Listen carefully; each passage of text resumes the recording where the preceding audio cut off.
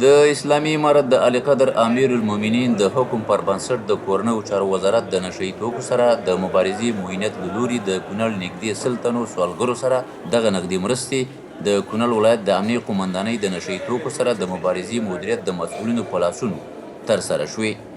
په دې مرستو کې فی تن ته 15,000 افغانۍ ورکړل شوې.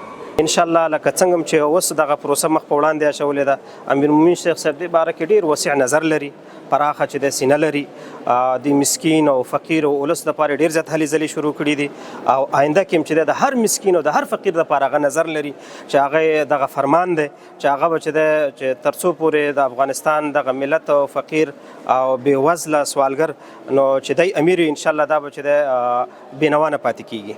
بل پلو هغه لسګونه سوالګر چې دغه مرستې ترلاسه کړې وي د اسلامي امارت د مشرتابۍ مننه وکړه او په ورته نورو مرستو یې ټینګار وکړ.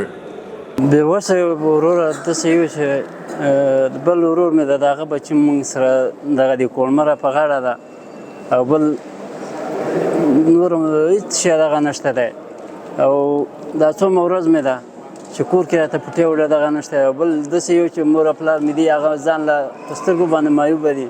دا اوس چې کومې مرستې دغه وشوې موږ په دې باندې خوشحاله یو. موږ د طالبانو ډېره مننه کوو چې موږ سره کومکونه وکړه او بیا په آینده کې نور کومکونه غواړو چې امیر المؤمنین موږ سره په دې اندازه کې غریبانو سره کومکونه وکړي. د دې نه ډېره مننه.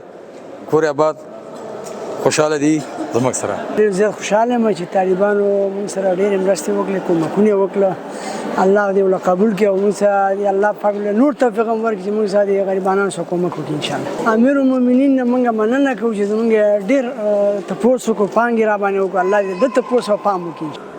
د یادولو وړ ده تر دې وړاندې هم په کونړ کې د اسلامي امارت د مسوولینو له لوري لسګونه سوالګر په نښه او نغدي مرستې ورسره ترسره شوې وي.